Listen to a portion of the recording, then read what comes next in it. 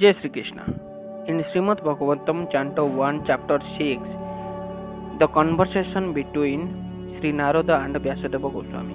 Here in the verse 1, Suto Uvacha Evam Nimisya Bhagavan Varsha Janma Karmasya Bhuyah Prapraschatam Brahmana Yasaha Satyavati Sutaha.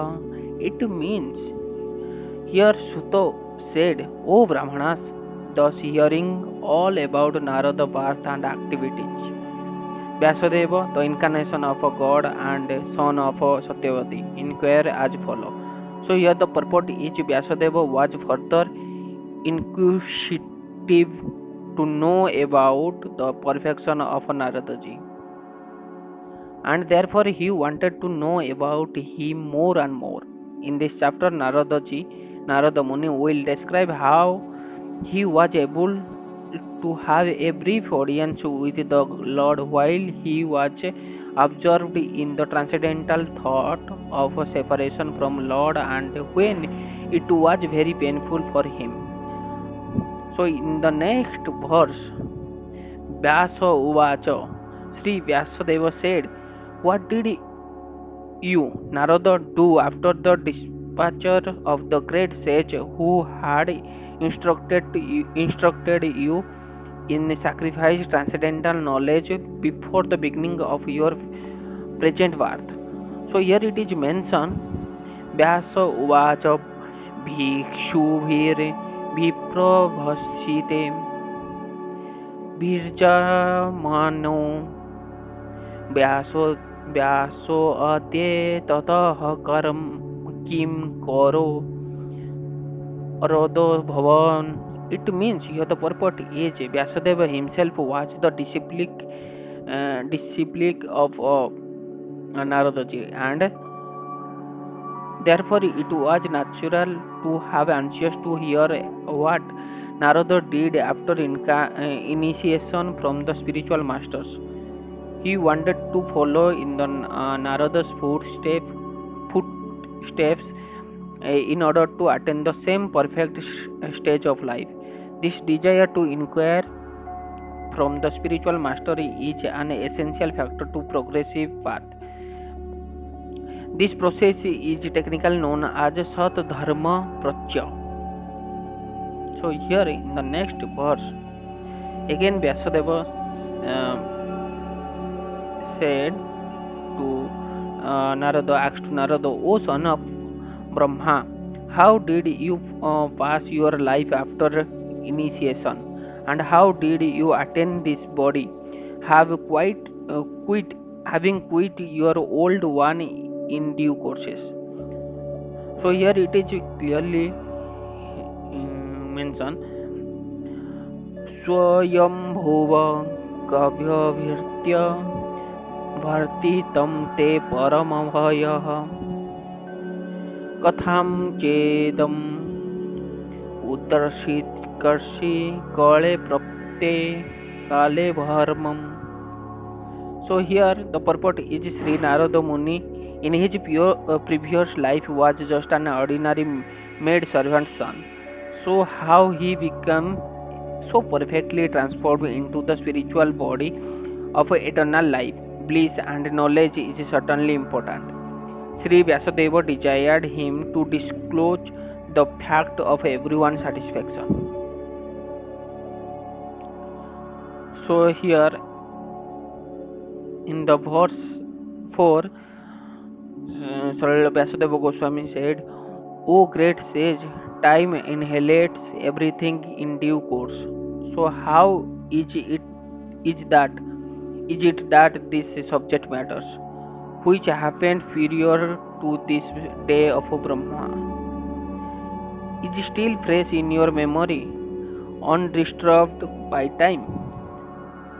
So here Sri Vyasadeva Goswami asked to Narada Muni that Praya Kalpe Bhaishyam Etam Smruti Te Muni Satmam न ह्य एषा भव्यवत् कला एषा सर्वनिराकृष्टः कृतिः. Here the purport is, as spirit is not annihilated even after the annihilation of the material body, so also spiritual consciousness is not annihilated. Sri Narada developed this spiritual consciousness even when he had his material body in the previous kalpa. Consciousness of the material body means spiritual consciousness expressed through the medium of a material body. This consciousness is inferior, destructively evil, and perverted.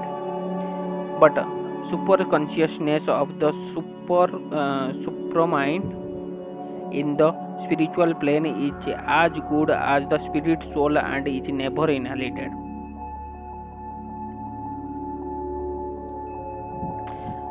Now, after the question,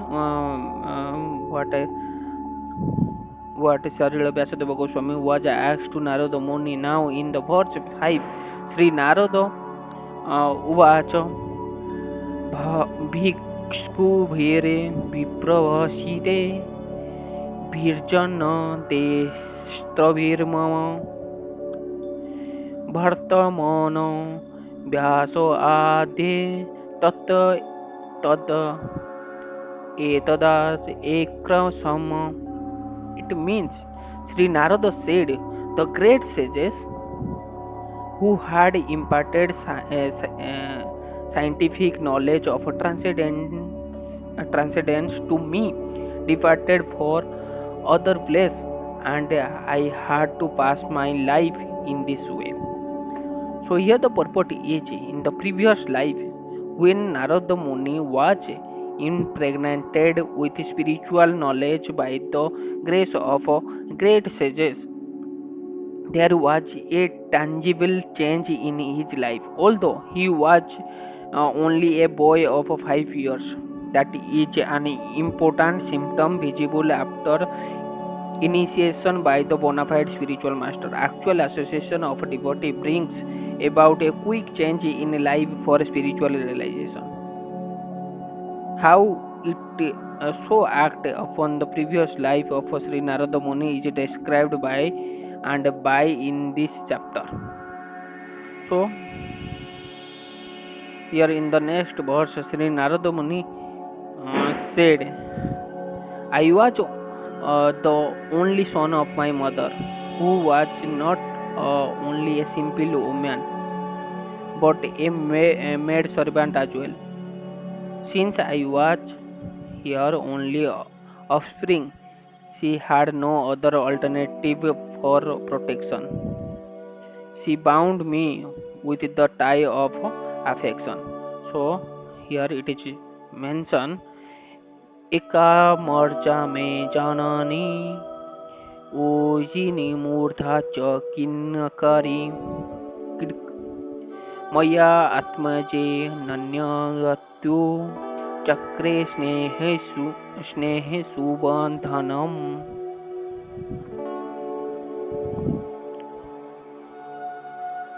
Then Narada Muni said, again, she wanted to look after my maintenance properly, but because she was not independent, she was not able to do anything for me. The world is under the full of control of a Supreme Lord. Therefore, everyone is like a wooden doll in the hands of a puppet master. Here it is mentioned, Satvata Tatratna Kalpasidi Yogi Kashmyanam Memeschati Tasya hi vese lokai yosa darumati yatha.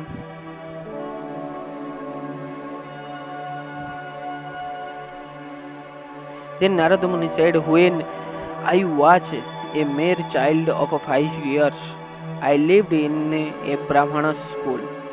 I was dependent on my mother's affection and had no experience of different lands.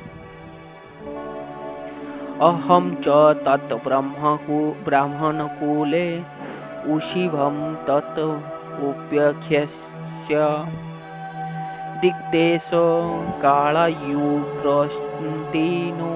बालकः प्रञ्चयायनः.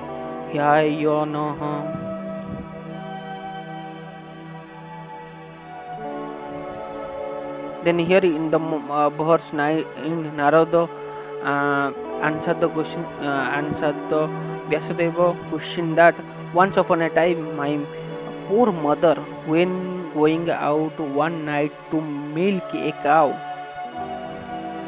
was bitten on the leg by a serpent, influenced by supreme time.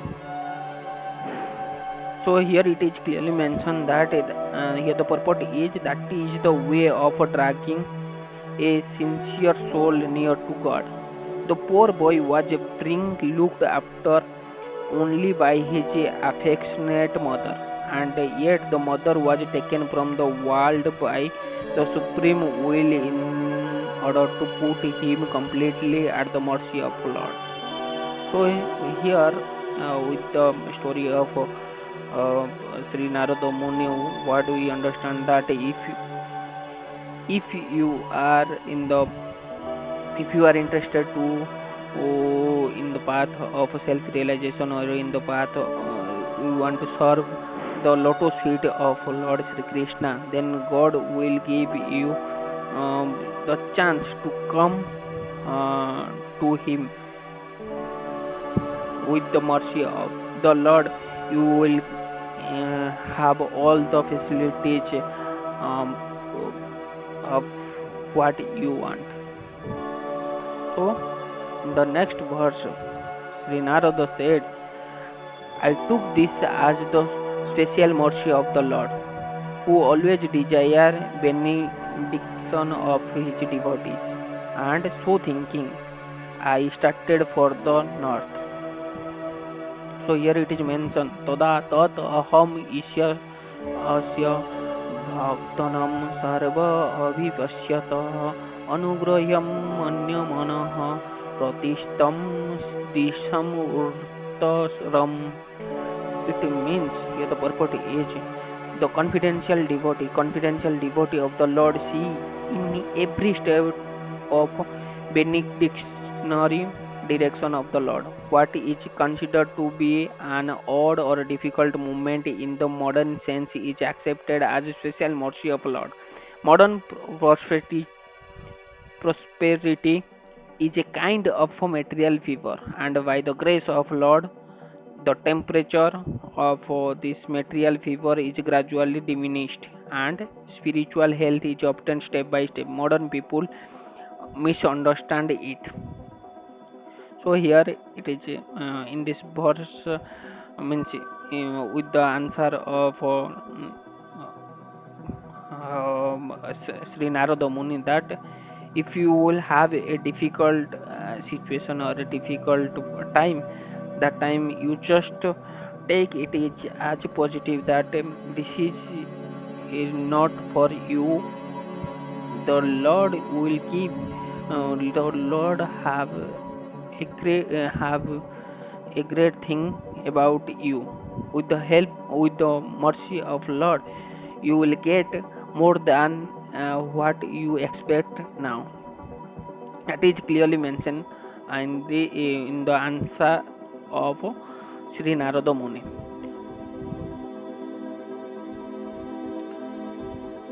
Then he decided to go north. Sri Narada Muni in the verse 11, Sri Narada Muni said, after my departure to the north, I passed through many flourishing metropolis, town, village, animal farms, mines, agricultural land, valley, flowers garden, nursery garden, and natural forests. So here it is mentioned in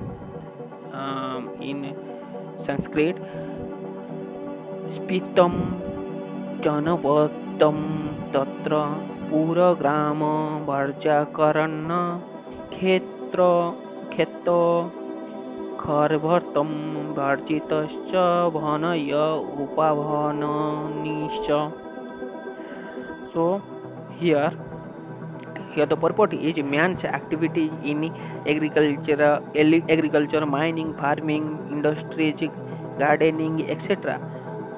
We are all on the same scale as they are now, even previous to the present creation, and the same activity will remain as they are, even in the next creation. After many hundreds of millions of years, one creation is started by the law of nature, and the history of the universe repeats itself particularly in the same way. The modern wrangler wastes time with archaeological excavation without searching into the vital necessity of life.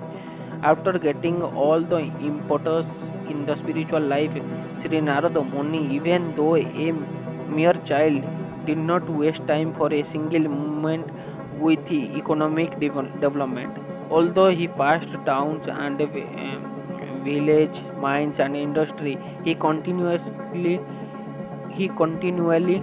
went on the progressive spiritual emancipation.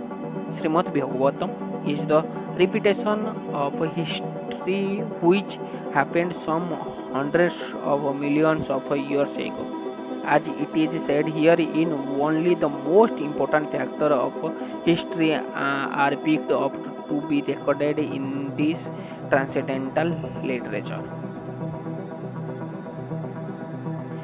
Here in the verse 12, it is mentioned that when Sri Narada Muni passed through the hills and mountains full of a reservoir of various minerals like gold, river, and copper, and those tracts of land with reservoirs of water filled with beautiful lotus flowers, fit for the denizens of human, decorated with bewildered bee and singing bird. So here it is mentioned Chitradhantu Vichitrana Ivravagna Bhujadurmam Jalasayan Chitra Chivhajalan Nilini Sura Sarvidam चित्रवाणी प्रत्ररत्रे विप्रमादं ब्रह्ममेरा श्रीभयः. Then here in the verse 13, Sri Narada said, "Then I was passed alone through many forests of rose, bamboos, reeds, sharp grass, weeds, and caves, which were very difficult to go through alone.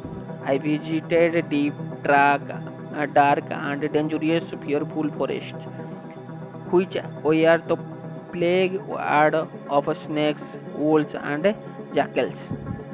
So here it is mentioned, Nava Venu Sarasat Nava Kusa Kishchal Grabhyamam एका एवातीयोतो अहं मन्त्रख्यं विपिनं महतं घोरप्रत्यभयकारं युवाल्ल भयालुका शिवो जितरम्.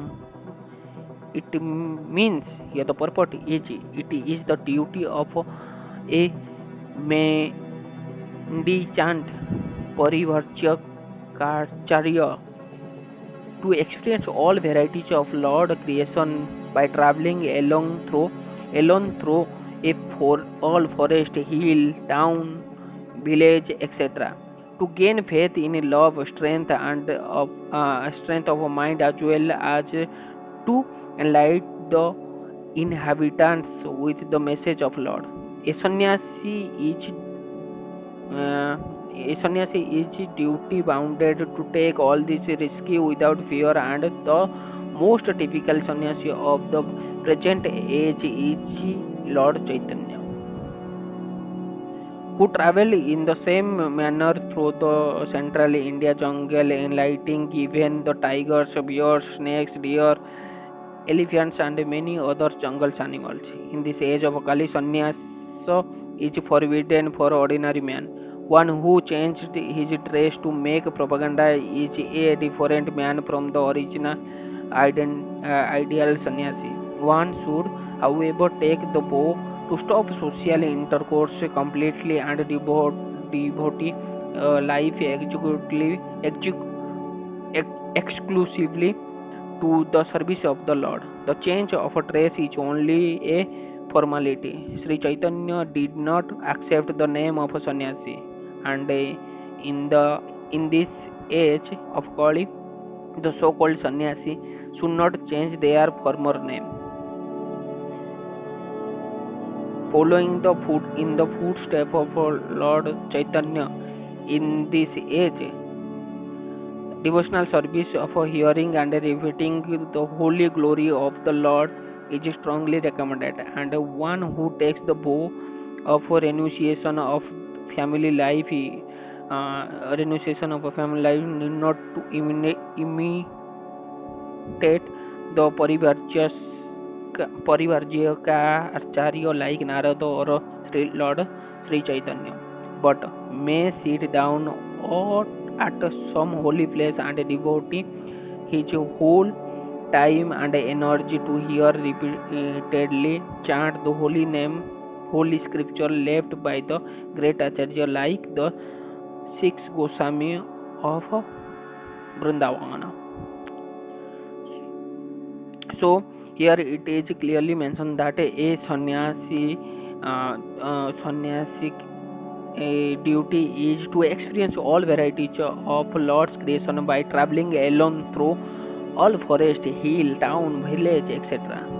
Then only he will gain the faith of a Lord and strength of a mind as well as enlightening the inhabitant with the message of Lord. And here in the Śrīmad-Bhāgavatam Gita also it is clearly mentioned that those who are the pure devotee, those who are the sannyasi, they are not fear about the consequences will happen to them. They won't fear of any situation, whether they are in the forest or they are in the deep forest or they are inside, and they are with a lot of snakes. They won't fear about the consequences or the result. They simply go and explore the world without any fear, because they know clearly that God will help them, because the the God will help the pure devotee at utmost situation. Jai Jagannath, Jai Sri Krishna.